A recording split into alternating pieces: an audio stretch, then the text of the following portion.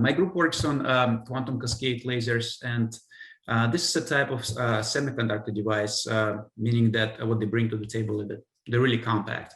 At the same time, they're really high power. They can deliver watts of continuous wave power, and they can do it in quite challenging infrared spectral region. So application for these devices stem from two facts. One is there are a lot of rotovibrational features in the wavelength region between roughly 3 and 12 microns, and that's where performance of quantum cascade lasers peak. And at the same time, if you look at atmospheric transmission through atmosphere, there are a couple of windows, one between 3 and 5 and another one from 8 and 12. So any application that requires free light propagation through atmosphere can benefit from this type of devices. So just for you, to help you visualize, we're talking about devices that are several millimeters long, and cross section is several hundred microns by several hundred microns. And the laser core itself is much smaller than that. The emission aperture is roughly cross section is a couple of microns by 10 microns. So you can see it there. Now, if you take cross section through that laser core, conceptually, it is a very simple structure. So what you have is a multi-layer structure which comprises the laser core, and then it's surrounded by waveguide layers that confine light around that laser core. Now, despite this what looks like simplicity, these devices are very complex, and it's very instructive to stress differences compared to legacy technology, which is diode lasers. So if you look at diode laser, you have a layer that is a quantum well. For example, in this figure, it's InGaAs layer. And then that quantum well is surrounded by aluminum indium arsenide barriers. So now if electrons and holes are trapped in that quantum well, they can recombine and give away light. Now, the problem with these devices is that light, its wavelength and transmission energy, it's really determined by this bandgap of InGaAs layer. And that limits what kind of wavelengths you can achieve. Well, QCLs are very different. So if you look on the left-hand side, we sort of forget about valence band completely.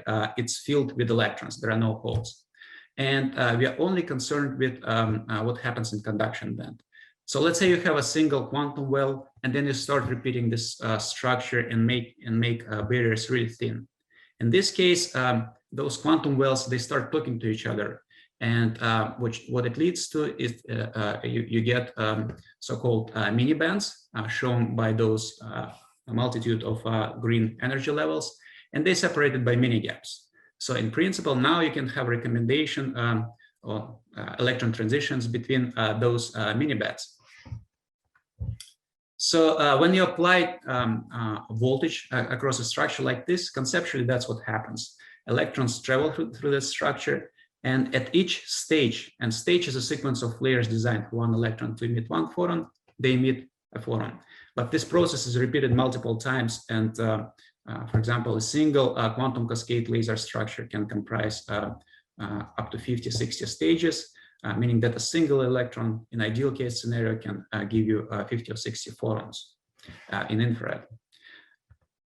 Now, again, stage, it's a sequence of layers designed for one electron to emit one photon. And you see, just a schematic of what happens in a stage on the right-hand side. The red level is upper laser energy state. Our goal to efficiently emit electron into that state. And then it radiatively makes radiative transition from red level to blue level. And then it loses its energy in so-called injector region. So now this structure, this stage is repeated multiple times, as I showed on the previous slide. And on the left-hand side, you can see a TEM image. And you can see that the structure is clearly periodic with periodicity about 50 nanometers. Again, as electrons travel perpendicular through this structure under applied electric field, they emit infrared photons. So our goal is to really optimize this type of stage design. Now, stage design is much more complex than cartoons that I showed previously. So our goal, this is a more realistic representation of what we're dealing with. What we're trying to do is optimize a position of energy levels and wave functions to achieve efficient electron injection into upper laser level and very efficient fast extraction of carriers from the lower laser level. In this chart, it's energy levels 4 and 3 shown in red. So that's our core expertise. We design lasers, and our goal is to achieve high power, high efficiency. We're also looking at aspects such as reliability. And what we can also do, if we take stages of different design and put them in a single waveguide, we can broaden the gain, meaning that we can address a much wider wavelength region with a single device. So now that laser core, that multi-layer structure, it can comprise up to 2,000 really thin, nanometer thick layers. And this affects both electron transport and phonon transport, that meaning that it affects thermal dissipation, thermal conductivity of the laser core. So ultimately what it leads to is that the device overheats when you run it in CW. And that's one of also our main goals, is to reduce thermal resistance associated with that laser core. We need to extract heat as efficiently as we can from the region where photons are emitted. So on the positive side, the waveguide is relatively straightforward. The laser core itself has a higher refractive index than outside surrounding material, meaning that it's easy to confine light within that laser core. So, and when you do everything right and optimize your design properly, you can get a really nice performance.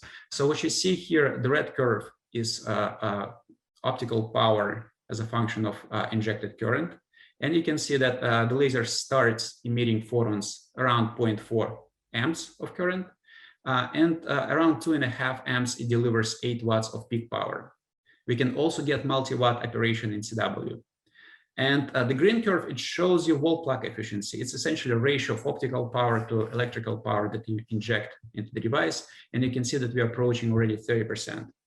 So we achieved this result several years ago, and at that time it was a world record. So in addition to high power and efficiency, you also can get a pretty nice beam. Essentially, on the left-hand side, you can see that if you properly handle the waveguide itself, you can get a nearly Gaussian distribution. And now, if you don't do a great job, then you can get beam distortion, and that's something you can see on the right-hand side. Now, we're also dealing with sort of exotic designs. You can, again, embed 2 different laser cores in the same waveguide, and you can force your laser to emit at 2 distinctly different wavelengths. So if you need to radiation at, let's say, in this particular case, around 3.8, which is 1 atmospheric window, and then another one around 4.5, we can do that. And for that, we just, again, we need to design laser core in such way that it can amplify light into spectral regions. So, and just to give you an idea of practical applications, you can just take a laser chip, package it in a small, really compact package, and run it from batteries, and it can deliver high average power on the order of several watts. It's going to be handheld, run from battery up to an hour. Now, this device, there is no spectral control, so it emits a broad spectrum, but you can deal with spectrum as well. In this case, what you do, you apply anti-reflection coating to the backside of the device, and you control emission wavelengths with external grating that you see on the right. And in this case, you can address essentially the entire bandwidth of the device, all the wavelengths that are supported by the gain curve. Typical tuning range in this case is on the order of 1 to 200 wave numbers, but you can push that envelope all the way to, I think the record right now is 600 or 700 wave numbers in long wave infrared spectral region. And this type of systems are offered by several suppliers, and you can see the images on the right-hand side. Now, some applications, they don't need a wide tuning range. All they need is a narrow spectral line at a specific position. And in this case, what you can do, you can still take your laser chip, apply anti-reflection coating shown in green, both to the left and right sides of the chip, and then etch a grating into the upper cladding layers of your structure, which will provide a break reflection at a specific single line. These are so-called DFB lasers, and again, you can address with this type of devices the entire mid-wave and long-wave infrared spectral regions. So just sort of summarize, our main projects right now are high power, high efficiency, reliability of quantum cascade lasers, understanding their failure mechanisms. And at the same time, we also collaborate with groups who specialize in spectroscopy. For example, Subit, we work with him on combustion diagnostics. So that's it.